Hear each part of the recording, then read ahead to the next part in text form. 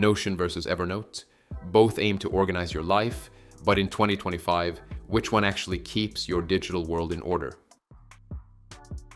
Notion is a flexible, modular platform.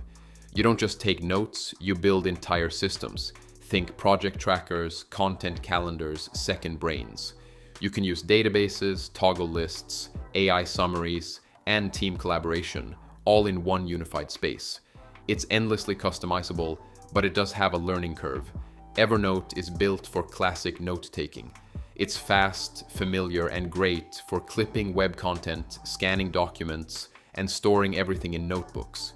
You get tagging, search, and solid mobile apps. It's a stable choice, but it hasn't evolved as quickly as tools like Notion. Here's the difference. Evernote is great if you want a digital filing cabinet. Notion is better if you want a workspace where everything connects, notes, tasks, and projects. So which one's better for organization in 2025?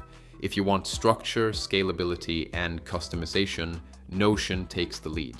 But if you just need a simple place to stash and search notes, Evernote still gets the job done.